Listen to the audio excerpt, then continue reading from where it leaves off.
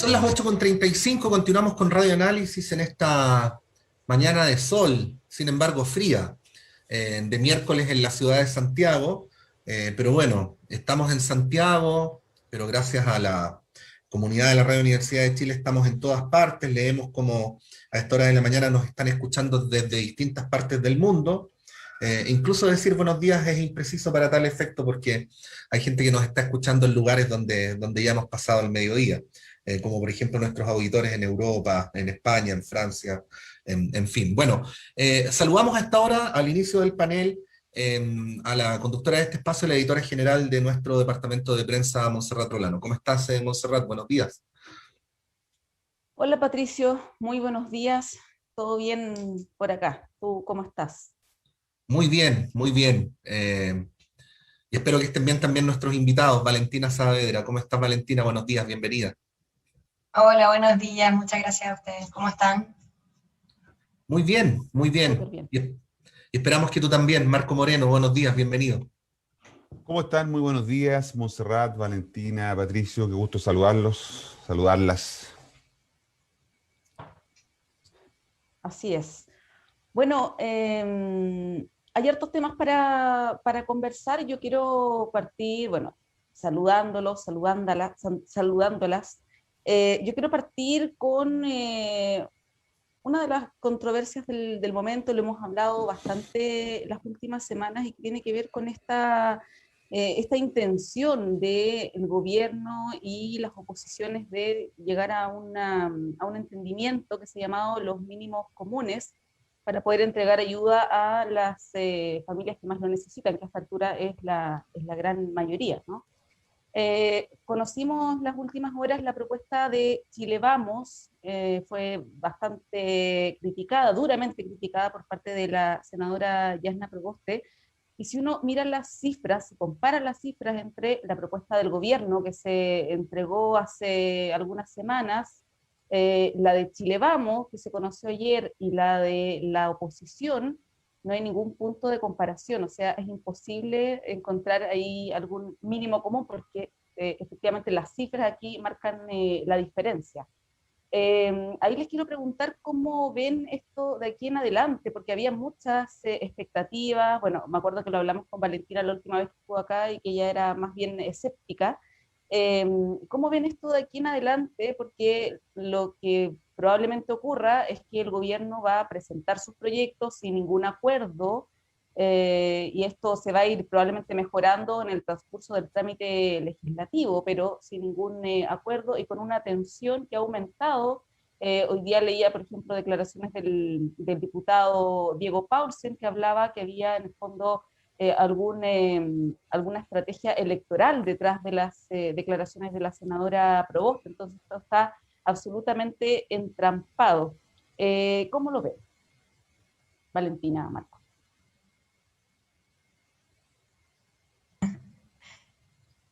Valentina. Vale, dale tú nomás. Bueno, sí, no sé, nunca sé muy bien quién decidió hablar primero. A ver, mira, bueno, la última vez que conversamos de esto, yo igual lo mencionaba, yo creo que es complejo el escenario como para generar acuerdo en este momento. O sea, creo que el gobierno hace bastante rato se ha cerrado a la posibilidad de construir acuerdos precisamente con la oposición para enfrentar la crisis, y me parece que de hecho como lo que intentan hacer es como un poco a la fuerza imponer las posturas que están teniendo, las propuestas, etcétera, porque claro, esta cuestión de los mínimos comunes, bueno, es una iniciativa originalmente de la oposición, principalmente como desde el Senado, pero claro, tenía como esta idea de poder dialogarla con el gobierno, porque de hecho yo creo que es bastante, como que dentro de lo que uno podría discutir en el escenario actual, es bastante moderada, como que, o sea, habla de una renta básica universal que no es universal, tiene, digamos, como limitantes de entrega, o sea, tiene como que viene un poco, diría yo, como recortada, pensando en una disposición a diálogo. Espero que sea por eso, no porque, digamos, desde la oposición se defienda una cuestión así. Pero a mí me parece que por parte del gobierno, yo siento como que igual me imagino también que después de lo que pasa con las elecciones, un poco, yo creo que están salvando lo último que les queda, ¿no? Y precisamente cuidar, digamos, el gasto fiscal, el no tener, digamos, que hacer una mayor recaudación para poder responder a las ayudas sociales. Creo que va un poco en la línea de lo que el gobierno ha planteado desde el inicio de la pandemia, o sea, como creo que, no sé, lo mismo que discutían hace un rato, no recuerdo bien a quién entrevistaban, pero como la discusión sobre el tema del pase y movilidad, o sea, como cuál es la prioridad, básicamente, claro, o sea, yo creo que es para preguntarse un poco cuál es la prioridad del gobierno en la situación actual, o sea, yo creo que desde el inicio de la pandemia, la prioridad del gobierno ha sido, bueno, cómo se sigue manteniendo la actividad económica, a pesar de que eso signifique un costo directo para la vida de la familia, digamos. Y a mí me parece que esta discusión, no sé, yo la encuentro incluso como de bien bajo nivel, como esto de, bueno, pero es que ustedes se oponen por las elecciones, bueno, ustedes se oponen, o sea, encuentro que es como, mira, si esta discusión no se trata sobre coaliciones políticas, se trata de cómo vamos a resolver, bueno, no nosotros, pero en el caso de los parlamentarios, cómo se propone resolver una situación de crisis en donde, o sea, hemos estado en situaciones bien compleja, o sea, todavía hay muchos barrios que se sostienen en base a ollas comunes, a colaboración mutua, o sea, no hay instituciones ahí presentes que estén protegiendo a la población, y creo que esta rencilla que intenta forzar el gobierno en una situación que por lo demás está bastante desfavorecido políticamente, me parece a mí que los únicos como perjudicados son la población misma, y no como otras coaliciones políticas, que no creo que sea por ahí por donde va el debate. Sí, Marco, ¿cómo lo ves? Porque aquí en la radio venimos hablando hace meses ya de que las ayudas son urgentes, y cuando algo es muchos meses urgente y no se resuelve, como que subjetivamente deja de ser urgente sin serlo, ¿no? Creo que hoy día se cumple un mes desde que empezaron las conversaciones entre el gobierno y el Parlamento, y no hay proyecto de ley. Sí, yo diría que la primera sensación que uno tiene es esta evidente desacompasamiento entre la política y la urgencia social, ¿no? La demanda como decía Valentina, de ayudas, efectivamente pareciera ser que no va en el mismo tono que de la discusión política, ¿no? Y por eso digo que hay un evidente desequilibrio que se expresiona además de la crisis que está experimentando hoy día la política. Por eso es que la gente se aleja de la política, porque en realidad no ve que las soluciones pasen por ahí. Y la contratación es lo que estamos viendo hoy día, ¿no es cierto?, en estas tratativas entre gobierno y oposición para avanzar en este tema. El gobierno ve una oportunidad para retomar la agenda, el control de la agenda política, ¿no?, incluir esta agenda de mínimos sociales, porque ve que la oposición está fragmentada en este minuto, ¿no es cierto? Tuvo una semana caótica la oposición la semana pasada, ¿no?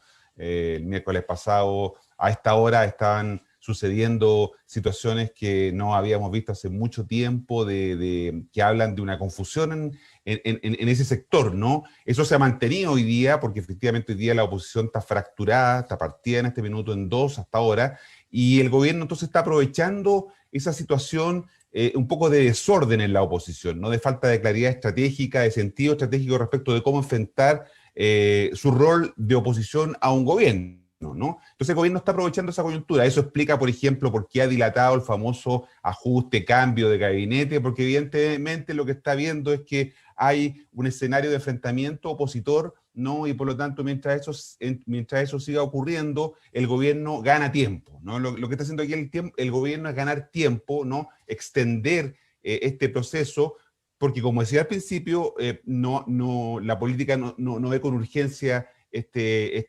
elemento. Y en segundo lugar, creo que también se nota otra vez, ¿no es cierto?, y relacionado con lo anterior, el estilo presidencial, ¿no? El presidente Piñera juega a esto del timbeo, de la apuesta, de ver cuánto esto se puede prolongar y cómo en algún momento quizás lo que piensa él, estoy suponiendo, ¿no?, lo que piensa él es que puede llevar a un sector de la oposición a negociar con el gobierno, ¿no?, fundamentalmente al mundo PPD, PSDC, que hoy día están todavía en una situación de crisis, ¿no?, pero el gobierno, pero me imagino yo que Piñera cree que puede forzar a ese sector a negociar para dejar al otro sector de la izquierda, ¿no es cierto?, fuera de una negociación y con eso mejorar las condiciones de gobernabilidad. ¿Qué es lo que es eso? Eso es una apuesta al azar, eso es ¿no es cierto?, es propio del estilo del presidente Sebastián Piñera, ¿no es cierto?, que intenta siempre jugar en lo táctico, el presidente no se mueve en lo estratégico, no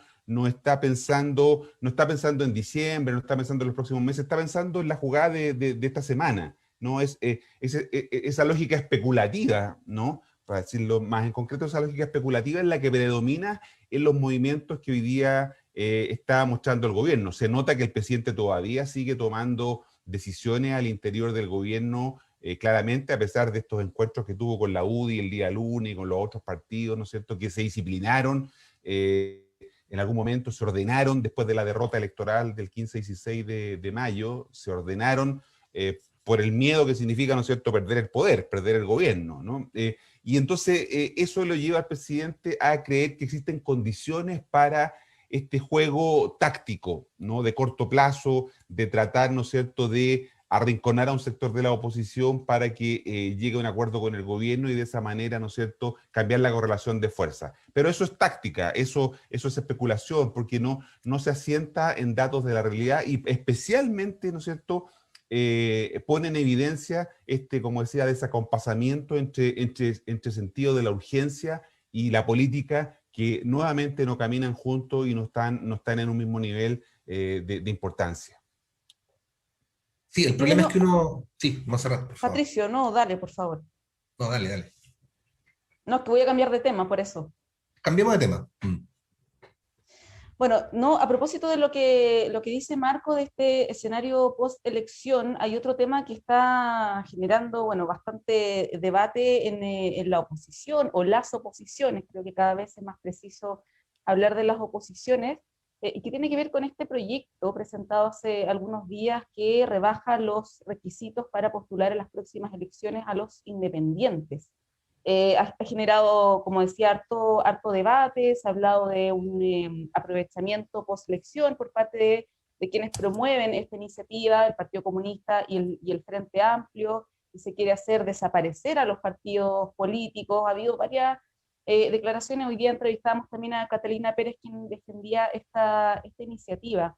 Ahí les quiero pedir su opinión, no sé si van a estar de acuerdo, porque me imagino que Valentina, al ser parte de un partido del Frente Amplio, también va a tener una posición favorable, pero hay hartos elementos que se conjugan en este proyecto de ley, y evidentemente tiene esto una directa relación con los resultados de las últimas elecciones, que, como sabemos, dio a los independientes como los grandes ganadores, ¿no? Vale.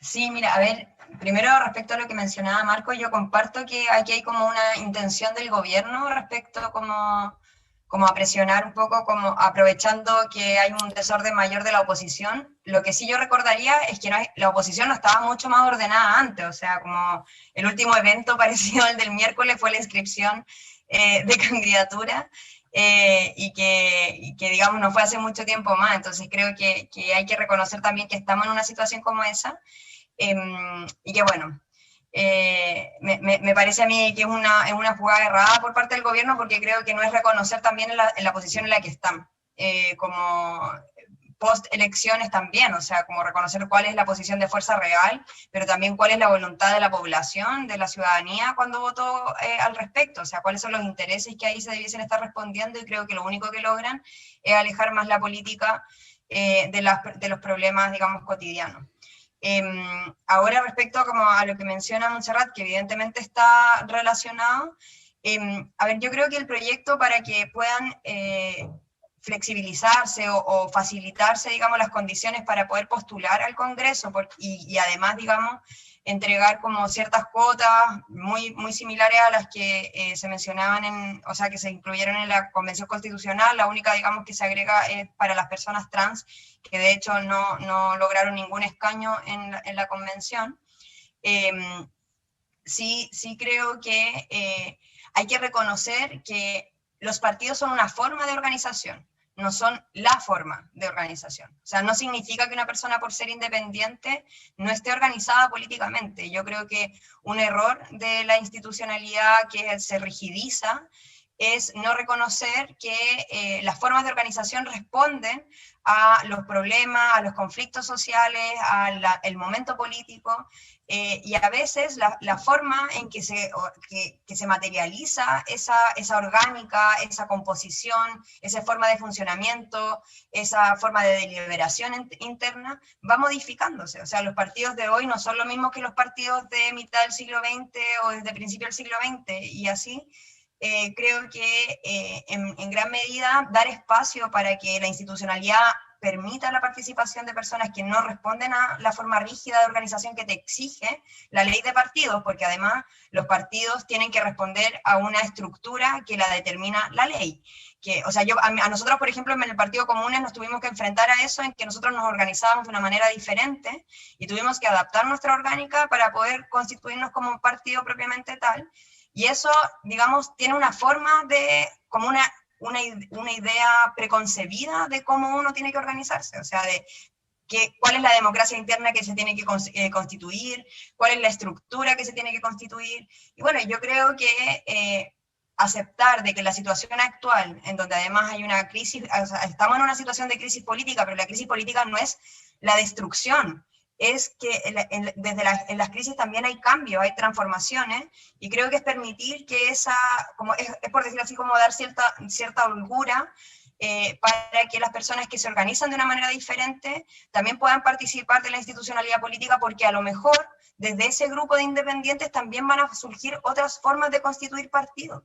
Y creo que hay que dar espacio en la institucionalidad para que esos procesos sociales también sean parte. Y no creo que signifique destruir los partidos, es también cuestionarnos qué tipos de partidos necesitamos en el momento actual. Yo agregaría a lo que plantea Valentina, que tiendo a coincidir en términos generales sobre que, claro, los partidos no son los únicos actores relevantes en un sistema democrático, pero ¿de dónde viene esta conversación? Esta conversación yo creo que se cataliza, se acelera a propósito de los resultados de la elección del 15 y 16 de mayo, ¿no? De alguna manera eso nos ha llevado también a sobreinterpretar los datos, ¿no?, de esa elección, ¿no?, y a tomar decisiones que son de repente apresuradas. Es evidente que lo que ocurrió después de lo que mostró la elección fue el fracaso del sistema político, ¿no?, con una caída importante, como sabemos, de la participación, de las más grandes, de la participación electoral, pero el sistema político experimentó ciertamente una constatación de la crisis que sabíamos en que estaban especialmente los partidos políticos. Yo no creo que la gente no quiera los partidos políticos o no les gusten los partidos políticos, ¿no? Lo que pasa es que no les gustan los partidos políticos que hoy día tenemos, ¿no? Es la experiencia de vida la que a uno lo lleva a tomar o a evaluar una determinada situación. Cuando se pregunta a la gente por la democracia, sorprende que muchas veces la gente diga que no está conforme con la democracia.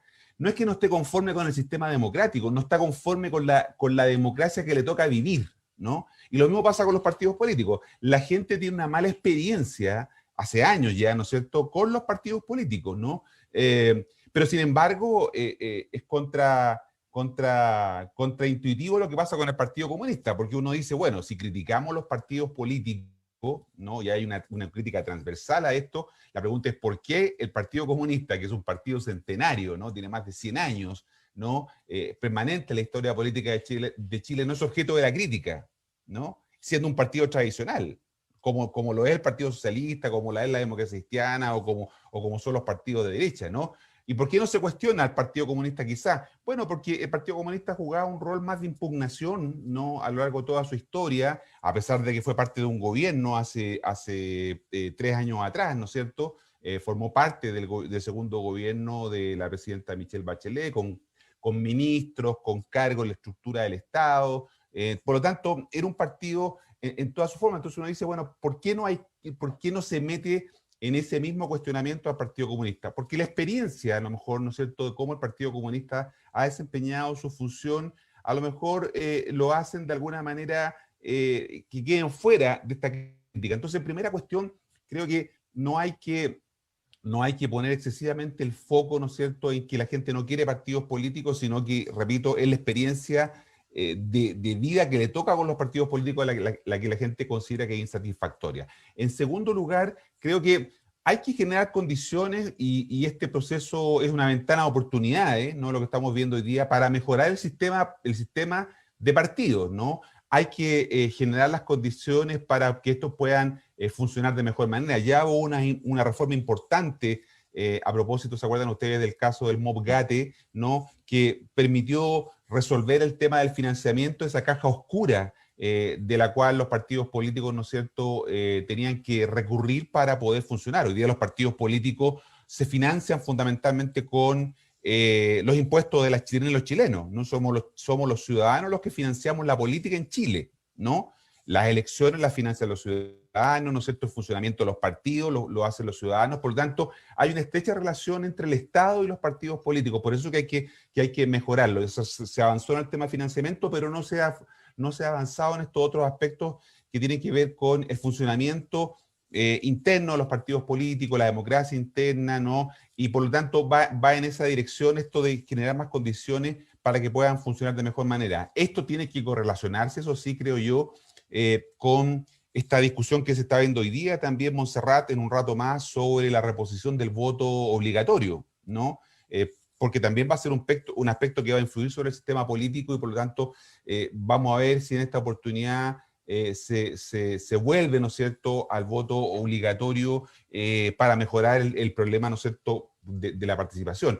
Pero creo que los partidos políticos son necesarios para el funcionamiento del sistema democrático. No digo que sean exclusivos, pero son claves para el funcionamiento del partido, para el funcionamiento de la democracia. No puede una democracia funcionar sin estos partidos. Tienen que funcionar bien, ¿no? Lo que tenemos hoy día no funcionan bien porque están oligarquizados, porque repiten las mismas prácticas, porque no tienen democracia interna, porque los partidos se han gubernamentalizado. Lo único que les interesa a los partidos políticos hoy día es ser gobierno. Nadie quiere estar en la oposición, ¿no? Todos quieren estar en el gobierno, ¿no es cierto? Y cuando están en el gobierno se dedican a representar los intereses del gobierno y no de los ciudadanos. Fíjense ustedes lo que le pasa a los partidos oficialistas, ¿no? Defienden los intereses del gobierno, a pesar, ¿no es cierto?, de la mala evaluación que hay con el gobierno, y eso se expresa justamente después en cómo los evalúa la gente. Ese es uno de los graves problemas, creo yo. Los partidos se han alejado de la sociedad y se han acercado al Estado, porque son financiados por el Estado, porque son, como decía Valentina, regulados por el derecho público, ¿no? Los partidos están regulados de alguna manera por la legislación y por lo tanto tienen que adaptarse a esa legislación, y eso ha hecho que el partido bascule, se mueva desde la sociedad civil, donde estaban antes, se mueva hacia el Estado, ¿no? Y su principal razón de ser, su principal función de los partidos, ¿no es cierto?, es estar en lo estatal, ¿no? Siendo gobierno, recibiendo financiamiento del Estado, siendo regulados por el Estado, y han dejado de lado a la sociedad civil. Eso es lo que hay que corregir y hay que modificar ahora, ¿no es cierto?, que hay una ventana de oportunidad. Yo creo que esto es una oportunidad para mejorar precisamente esa manera de funcionamiento de los partidos políticos. Bueno, les propongo que vayamos a un breve alto, podemos retomar la conversación a la vuelta, son las 8:58, hacemos un breve alto en Radio Análisis en esta mañana de día miércoles y ya volvemos con ustedes. Son las 9:01, continuamos en Radio Análisis, estamos con Montserrat Rolano, con Marco Moreno, con Valentina Saavedra. Antes de la pausa, bueno, estábamos hablando de este proyecto de ley para reducir los requisitos para la inscripción de candidaturas independientes, pero de lo que planteaba Valentina y de lo que planteaba Marco, uno deduce cuestiones bastante profundas, ¿no? La pregunta respecto a cuáles son las formas de organización política válidas en el tiempo que vivimos, cuál debe ser el rol de los partidos políticos. Incluso uno podría alargar o ir un poquito más allá de lo que ustedes establecieron y decir cuál debería ser en una democracia la relación entre democracia representativa y mecanismos más directos de participación ciudadana. Entre medio, como mencionaba Marcos, está el tema del voto obligatorio que se va a votar hoy. Bueno, ¿qué quiero decir al final? En resumen, que creo que los planteamientos que hicieron ustedes dos son bastante profundos, y sin embargo, y esta es mi impresión, Me parece que la irrupción del debate sobre los requisitos para la participación de los independientes es abrupto. O sea, no lo había escuchado públicamente ni en el PC ni en el Frente Amplio antes del 16 de mayo. Obviamente es completamente legítimo reaccionar a ello, pero la pregunta que yo me hago es si el proyecto de ley va acompañado de una reflexión más profunda respecto a esto, que al final tiene que ver con cómo se relacionan los mecanismos de la democracia con la sociedad. Y no sé si una pregunta como esa se puede resolver solo a la luz del resultado de una elección. Lo dejo planteado como inquietud simplemente para continuar con el debate y con lo que veníamos conversando desde antes. Valentina. Sí, o sea, estoy de acuerdo, creo que puede parecer un poco abrupto. A mí no me parece de que sea negativo como que sea, o sea, el que sea abrupto no es negativo per se. Creo que a veces la realidad, digamos, te pega en la cara y bueno, o uno reacciona o se resiste, digamos, como, o te bota o te mata, pero me parece a mí que reaccionar de esta manera es no solo legítimo, sino que yo creo que es positivo. No sé si efectivamente, claro, hay una discusión tan profunda como la que quizás estamos dando, pero por lo menos la provoca, y creo que eso ya tiene, digamos, un ámbito positivo, porque yo comparto, por ejemplo, con Marco, de que los partidos son necesarios en la democracia. Yo creo que la discusión es qué partidos, y mientras damos esa discusión no podemos estar como, creo yo, como en una especie de status quo, como en una especie como de rigidez de la realidad, como si lo que como si lo que acaba de pasar no hubiese pasado. Como, bueno, mira, es que mientras damos la discusión, sigamos con el sistema electoral que tenemos ahora y bueno, luego lo vamos cambiando, porque creo yo que las modificaciones, los debates políticos y los cambios institucionales se tienen que dar al calor de los debates sociales, o sea, no como bueno, cuando cuajan, recién reaccionan las instituciones, porque lo que termina pasando es, bueno, lo que ya hemos visto como en Chile, en donde si las instituciones no reaccionan, o sea, hay como una explosión social, digamos, ¿no? Como porque hay una especie como de frustración colectiva en torno como a esa carencia de cambios. Pero de todas maneras, o sea, yo creo que, claro, primero no me parece negativo en sí, pero también sí me gustaría defender un punto, y es que sí el Frente Amplio propuso esta modificación para la Convención Constitucional, en donde hubiese mayor facilidades para que, por ejemplo, pudieran formar listas los independientes y pudieran ir como independientes en alianza con los partidos, y eso se rechazó en el Congreso en ese momento. O sea, no fue que esta iniciativa, digamos, es totalmente nueva y reactiva, sino que también hubo una intención de que por lo menos la Convención Constitucional tuviera esas facilidades, y eso fue rechazado, digamos, principalmente, digamos, por el oficialismo, pero también obviamente por otros sectores, porque tuvo que tener ahí mayoría. Pero creo que la intención de que participen los independientes viene desde, yo diría, sobre todo provocado por la revuelta social, no exclusivamente por la elección de la Convención Constitucional, porque yo creo que igual la revuelta social dio cuenta de una cuestión súper clara. O sea, esto fue una manifestación que ni se controló, ni se promovió, ni se lideró por los partidos. Incluso yo diría que las organizaciones sociales más tradicionales tampoco lograron su liderazgo, y creo que eso también se vio, digamos, la elección de la convención. Hubo una cuestión mucho más territorial, mucho más, que uno le podría llamar más inorgánica, pero quizás también son ciertas formas de organización más invisibilizadas por la institucionalidad. Entonces creo que a partir un poco de eso mismo es que se intentó promover inicialmente la Convención Constitucional, y me parece coherente que si nos parece como aceptable y deseable la Convención Constitucional, que también sea para el Congreso. Sí, yo agregaría un punto, quizás para aclararle a nuestros auditores, que es importante, ¿no? Porque esta discusión, ¿por qué se da? ¿No? ¿Por qué estamos discutiendo esto? Porque fundamentalmente, ¿no es cierto?, la norma que permitía a los independientes presentarse en listas, ¿no?, solo era para la elección de convencionales del 15 y 16 de mayo, ¿no? Como decía, recordaba Valentina, se hizo esa reforma para que pudieran los independientes participar de este proceso, y se autorizó, digamos, se aprobó esa iniciativa. La creencia que motivó eso era que los independientes iban a poder tener una votación, pero que su electividad iba a ser baja, ¿no? Iban a ser, es decir, iban a poder juntar mucho voto, pero no iban a poder elegir suficientes escaños o un número importante de escaños. Ese fue un error de análisis, de diagnóstico, porque terminó pasando exactamente lo contrario, ¿no? La electividad de los independientes superó cualquier análisis, ¿no? Se eligieron 48 independientes fuera de pacto, y por lo tanto eso generó, como decía Patricio, toda esta discusión que estamos teniendo hoy día. ¿Y por qué la discusión? Porque para la elección de noviembre, ¿no?, de la Cámara de Diputados, para los 28 distritos, no opera esta norma, ¿no es cierto?, de que los independientes puedan constituir listas, sino que los independientes tienen que, por decirlo en buen chileno, rascarse con sus propias uñas, ¿no es cierto?, y ir en una lista de partidos si es que el partido les da un cupo, ¿no es cierto?, o inscribir un partido político de independientes para poder competir. Eso es lo que ha generado entonces la discusión, porque se instaló con fuerza en la opinión pública, ¿no es cierto?, especialmente en las redes sociales. No es que la gente en las calles ande hablando de los independientes tampoco, ¿no es cierto?, no, sino que esto otra vez es una discusión de la política, ¿no?, que tiende a tomarse la agenda de los tiempos. Yo creo que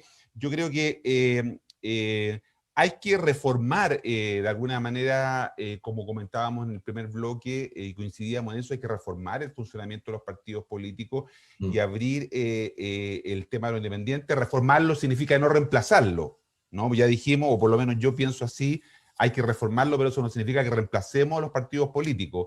Y reemplazarlo, como muchos piensan de repente, ¿no es cierto?, por algunas agrupaciones provisorias para determinadas elecciones, tampoco es una buena solución, ¿no? Porque los sistemas necesitan ciertas estabilidades, necesitan ciertas lógicas para funcionar. Por eso es que volver a repetir, ¿no es cierto?, esta idea, ¿no es cierto?, de que los independientes funcionen de la misma manera que ocurrió para la convención, no parece del todo correcto. No hay evidencia empírica en el mundo, además, ¿no es cierto?, de que esto sea así, ¿no? En los otros países, ¿no es cierto?, donde se han incorporado fórmulas para que los independientes puedan participar, son fórmulas para dar facilidades, para que efectivamente los independientes puedan crear sus propios partidos políticos que les permitan, ¿no es cierto?, funcionar, pero evidentemente no se trata de reemplazarlos por organizaciones que pueden ser muy transitorias. Nosotros no sabemos si, por ejemplo, la lista del pueblo se va a mantener en el tiempo como un todo coherente, ¿no es cierto?, si en algunas semanas más o en un mes más eso no va a seguir funcionando, no, por lo tanto se hace muy difícil entender, ¿no es cierto?, y legislar. En ese sentido yo comparto con Patricio de alguna manera, legislar tan apresuradamente, ¿no es cierto?, a partir de una lógica bien lineal, ¿no es cierto?, bien binaria, los que ganaron y los que perdieron, ¿no es cierto?, poner esta presión sobre una cuestión que yo creo que, insisto, todos estamos de acuerdo en que hay que reformarlo, ¿no? Pero insisto mucho en este punto, reformar no significa reemplazar, ¿no? Y por lo tanto, y creo que coincidimos con Valentina, hay que generar las condiciones para que los independientes puedan competir. Pero de ahí, ¿no es cierto?, a establecer para la elección de diputados un mecanismo parecido al que tuvimos para la elección de convencionales, es decir, que los independientes puedan hacer las listas, ¿no?, que estimen convenientes en todo lugar, no parece del todo razonable, porque genera una distorsión a la representación, ¿no es cierto?, en el sistema político, porque el sistema político tiene que funcionar durante 4 años, los diputados tienen que funcionar durante 4 años, los senadores también, y por lo tanto hay que preocuparse del mecanismo en cómo generamos las condiciones para que se pueda generar, ¿no es cierto?, acuerdos y consensos en una diversidad que sabemos que hoy día está representándose cada vez más en la sociedad chilena. Lo vimos en la convención, ¿no es cierto?, la representación, la variedad, la heterogeneidad que hay de gente que está hoy día en la convención electos, nos habla, ¿no es cierto?, de esa diversidad. Ponerse de acuerdo ahí va a ser un aprendizaje interesante. Yo lo he dicho en otros lugares, ¿no es cierto?, y yo creo mucho en este concepto que se usa en política de la geometría diversa, ¿no?, que va a obligar a hacer distintos tipos de entendimiento, no la lógica de bloque derecha-izquierda a lo que estábamos acostumbrados. Aquí vamos a tener que ensayar fórmulas de entendimiento, de acuerdo, que vayan más bien en esta idea que se usa en muchos países. quizás Valentina lo puede explicar mejor desde la arquitectura, ¿no es cierto?, qué significa esta geometría diversa para poder generar entendimientos, pequeños pactos, pequeñas alianzas. Imagínense ustedes, ¿no es cierto?, hay algunos representantes de la lista del pueblo que están cercanos al mundo evangélico, ¿no? Probablemente ellos se pongan de acuerdo con gente que está también cercana al mundo evangélico en la derecha o en la izquierda y llegan a algunos tipos de entendimiento, ¿no? Eso rompe la lógica de bloques, ¿no?, de derecha e izquierda, y eso entonces es lo que genera esta suerte de geometría nueva de la política chilena que va a estar caracterizada por estos entendimientos. Para eso necesitamos también que los partidos funcionen adecuadamente y no solamente que estemos, ¿no es cierto?, funcionando solo con estructuras independientes, porque eso no da estabilidad necesaria para el funcionamiento de los sistemas. Sí, bueno, o sea, perdón.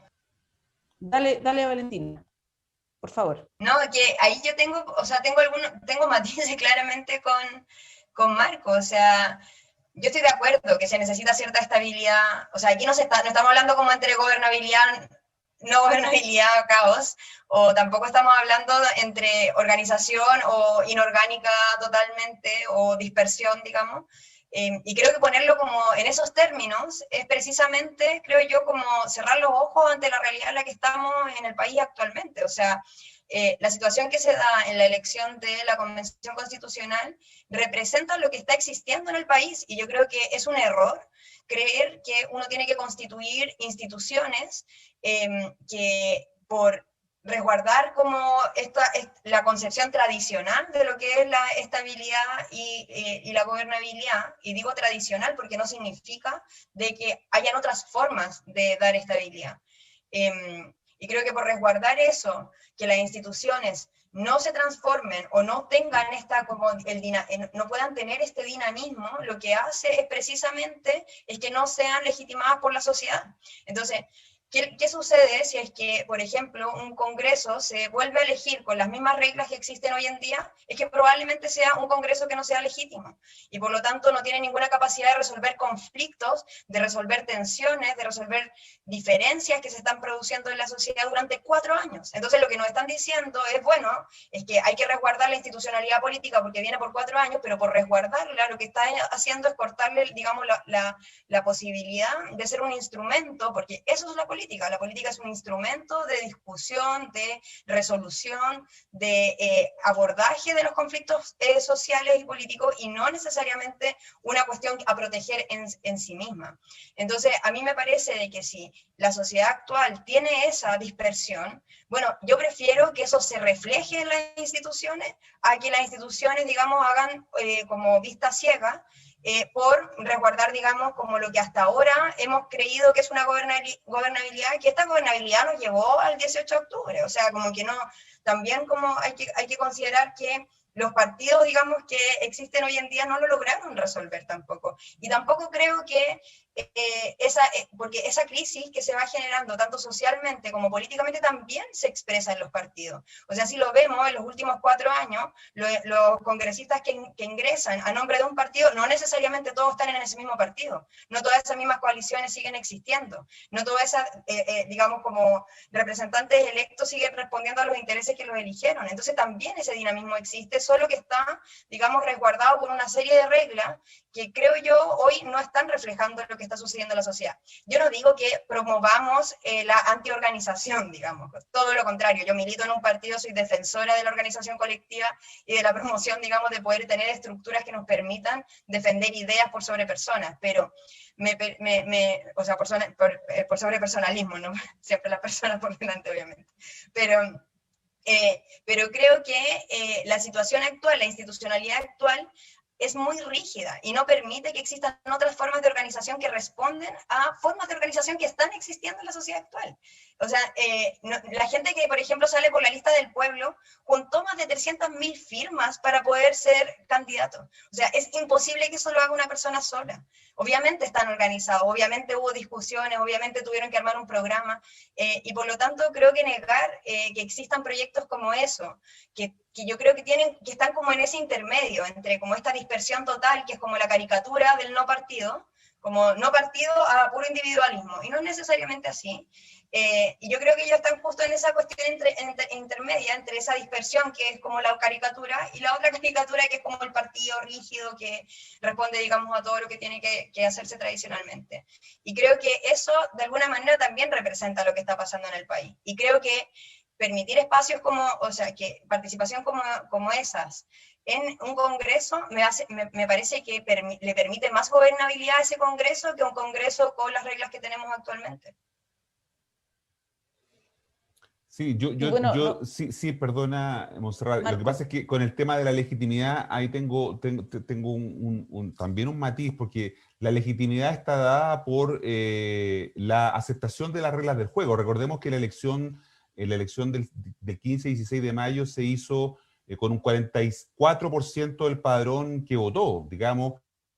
1,5 millones de personas participaron, más de 9 millones de chilenas y chilenos quedaron fuera de ese juego, no fueron a jugar ese día, ¿no? 9 millones.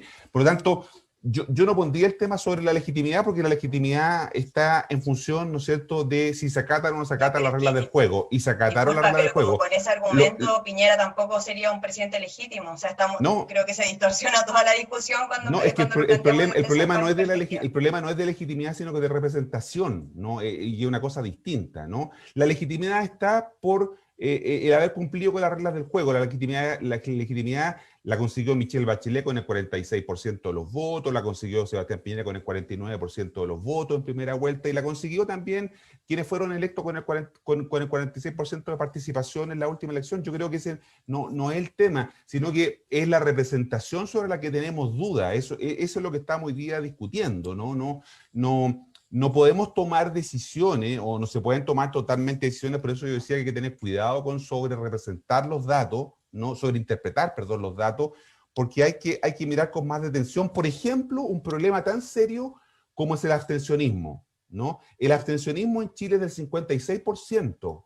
O sea, tenemos un abstencionismo estructural en el país, ¿no? Hay gente que no está yendo a votar hace muchos años, ¿no?, que dejó de hacerlo. La pregunta es por qué dejó de hacerlo, ¿no? Y cómo los atraemos al sistema. Esas son las cuestiones sobre las que deberíamos estar preocupados también, y no solamente sobre legislar, ¿no es cierto?, a la carta, ¿no? Legislar a la carta en función de cómo nos está gustando en determinado momento que las cosas sean, ¿no? Las instituciones necesitan estabilidad, necesitan tiempo para poder funcionar, necesitamos reglas, ¿no? Reglas formales y reglas informales. Yo estoy de acuerdo en que por eso digo que se trata de reformar, pero no de reemplazar, ¿no? Y creo que ese es un punto importante en el que tenemos que ponernos de acuerdo, porque si no, las reglas no pueden funcionar cuando tú tienes tanta incertidumbre respecto de cuáles son las reglas con las que vamos a jugar. Sí, a mí ya se me olvidó lo que iba a decir, pero me parece muy interesante el debate. Creo que de verdad podemos estar hablando mucho rato sobre este tema, pero nos quedan pocos minutos. Y a propósito de lo que decía Marco en el primer bloque, de hacer este vínculo con el voto obligatorio que se va a votar ahora en un ratito más en la sala de la Cámara, después de varios intentos frustrados por reponer el voto obligatorio. El último creo que fue hace como un poco más de un año, con la negativa de Chile Vamos. Ahora se abre una nueva posibilidad. Ayer entrevistábamos a la Pamela diputada... Giles, Montserrat, acuérdate que votó en contra Pamela Giles y parte del Partido Humanista. Así es, Pamela Giles votó en contra, es verdad. Entre otras votaciones bien extrañas, por decirlo de alguna manera. Claro, hoy se va a votar este proyecto, se abre la oportunidad para que esto se reponga. Ayer entrevistábamos a la diputada Andrea Parra, quien es la presidenta de la Comisión de Gobierno Interior, y ella decía que consideraba que los apoyos ahora son distintos a los de algunos meses o un par de años atrás. Y por otra parte también ha habido declaraciones de integrantes del oficialismo. Por ejemplo, el presidente de la Cámara, el diputado Diego Paulsen, decía: no podemos obligar a los ciudadanos, aquí hay un gran desafío de nosotros, que es poder sintonizar con la gente. Un poco el mismo discurso que en el fondo motivó la implementación de esta medida. Han pasado varios años y hemos visto que eso no ha funcionado, o sea, la política no ha sintonizado con la gente, sino todo lo contrario. Ahí les quiero pedir una reflexión en estos minutitos que nos quedan respecto de este proyecto, de la idea en realidad de la reposición del voto obligatorio que existió históricamente en nuestro país, existe en otros países también. La otra vez hablábamos acá con Beth Gerber, ella nos decía, a mí me llama la atención que exista esta modalidad del voto, de la inscripción automática y el voto voluntario en Argentina. Esto es, siempre ha existido el voto obligatorio, nunca se ha cuestionado, en fin. ¿Qué les parece? Bueno, no sé. Sí, Vale. sí, o sea, yo creo que obviamente está ligado con la discusión que teníamos antes, porque, claro, o sea, Marco habla como de la legitimidad que te da el resultado de una elección, pero yo creo que es distinta la legitimidad como del cumplimiento de reglas versus la legitimidad social, como, o sea, hay cosas que cumplen las reglas que existen actualmente y eso no significa que la gente esté de acuerdo con las reglas, como que creo que creo que estamos en una situación bien dinámica en ese sentido, y bueno, respecto como al tema como de la participación, yo creo que evidentemente es una cuestión crítica, y por lo menos desde donde yo me posiciono, digamos, desde el Frente Amplio, desde Comunes, siempre hemos sido bien como, yo creo que hay una discusión como que va en paralelo, pero que es súper complementaria. Y es que en Chile, claro, por un lado se defiende la idea de, no, el voto voluntario, porque esto que decías tú, como el desafío es que la política llegue a la ciudadanía, etcétera, pero no existe como ninguna promoción o no existen medidas reales de vincular a la población con los debates políticos, ¿no? Como, o sea, la política está ensimismada por sí sola, digamos, pero tampoco existe ni en la educación, no existe en la formación, no existe, digamos, cuando uno ingresa como a su ámbito laboral. O sea, como el ejercicio político no es parte como de nuestra cultura propiamente tal, o no es promovido, digamos, como parte de nuestra cultura. Yo creo que sí lo es, varios, digamos, existe una tradición, obviamente, política desde distintos sectores, pero ha sido muy como por fuera del ejercicio del Estado, de las instituciones, etc. Entonces, pareciera ser que es como contradictorio decir como, bueno, sí que sea el voto voluntario, porque esto es un desafío que tenemos que enfrentar, y luego de una década todavía no se enfrenta. Entonces, evidentemente hay una cuestión, yo creo que de voluntad, porque yo creo que, claro, podría existir un voto voluntario en una sociedad mucho más politizada posiblemente, en donde las instituciones se preocupen de esa politización, de esa participación, de promover espacios de participación locales, territoriales, gremiales, y por lo tanto que las organizaciones de la sociedad civil tengan también espacio en la institucionalidad, puedan ejercer algún tipo de incidencia, etcétera. Y claro, yo creo que eso no existe. Y efectivamente, yo creo que el voto obligatorio además tiene una cuestión como, no sé si llamarlo así, pero como de justicia social, porque también pasa que cuando no existe esta promoción desde la institucionalidad, en la educación, en los espacios colectivos, en la facilitación de participación de la ciudadanía, termina siendo que la política es muy elitista. Y tanto quienes participan en la política son generalmente más cercanos a la élite, como quienes se ven más cuestionados o que le ponen más relevancia, digamos, al tema de ir a votar. O sea, no es casual de que en general en las comunas, en donde hay más ingresos, hay más participación, y etcétera, porque saben qué intereses están defendiendo cuando van a votar, y sienten que también esa votación es más cercana a esa defensa de esos intereses. Entonces yo creo que, o sea, por lo menos yo creo que sí, que ojalá se avance, digamos, al voto obligatorio, pero creo que no puede estar exento como de la otra discusión, de como que no volvamos a la discusión de que la democracia es votar una vez cada 4 años. Como, sí, creo que podemos avanzar un poquito más que eso. Esto se aprobó el año, o sea, fue un impulso del primer gobierno del presidente Sebastián Piñera, 2010, ahí se comenzó a discutir el tema y se aprobó y se promulgó el año 2012. Nosotros tenemos voto voluntario en Chile desde el año 2012, casi 10 años, ¿no? Y los resultados no han mejorado. Yo agregaría nada más que un complemento a lo que decía Valentina. Yo estoy de acuerdo con el voto obligatorio, por las razones que señalaba ella, también porque por todo el tema, ¿no es cierto?, de las obligaciones y los derechos, pero creo que es muy necesario complementarlo con otras medidas que que hay que legislar sobre ellas. Por ejemplo, todo lo que son los incentivos para participar, es decir, que la gente, ¿no es cierto?, pueda votar de manera anticipada, que pueda votar por correo, que pueda votar electrónicamente, como lo ha hecho en los países, votar en 2 días, como ocurrió en la última elección, creo que son buenos incentivos y son poderosos. La educación cívica, como señalaba Valentina, creo que es fundamental. La georreferenciación, no puede ser, ¿no es cierto?, que yo estoy inscrito en una comuna, ¿no es cierto?, y luego tengo que votar en otra donde me queda muy atrás mano el local de votación. Es muy importante, ¿no es cierto?, que yo esté inscrito y que cerca de donde yo estoy inscrito pueda haber un local para ir a votar y no tenga que no necesite transporte, por ejemplo, para ir a votar. Eso es lo que se llama la georreferenciación, ¿no es cierto?, para que los electores puedan estar cerca de los locales de votación. Es decir, 6, 8, 10 medidas que tienen que ir a la par necesariamente con el cambio o el regreso al voto obligatorio, porque de lo contrario, ¿no es cierto?, va a ocurrir lo mismo.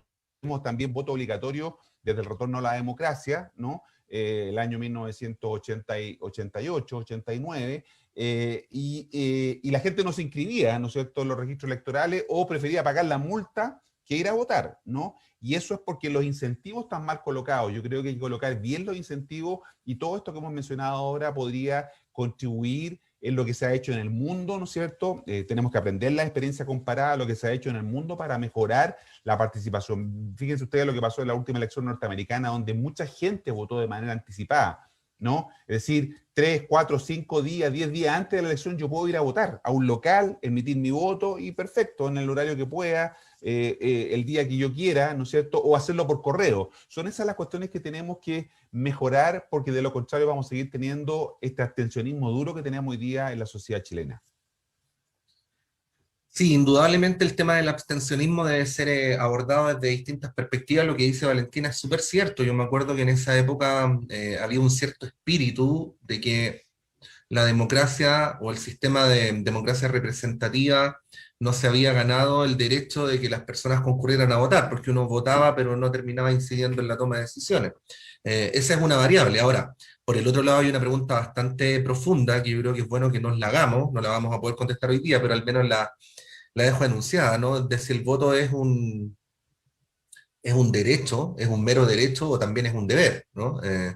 Y creo que esa es una pregunta que no vamos a alcanzar a desarrollar hoy día, pero que creo que está en el corazón de lo que estamos conversando. Como sea, parece evidente que el Congreso que aprobó ese proyecto es muy distinto al que va a legislar hoy día, y por eso hay tanta expectación de lo que puede pasar. Bueno, estamos llegando al final del panel, hemos estado con Valentina Saavedra. Valentina, muchas gracias, que estés muy bien. Muchas gracias a ustedes, saludos Marco, Monse, Patricio.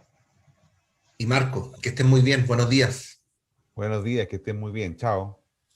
Chao.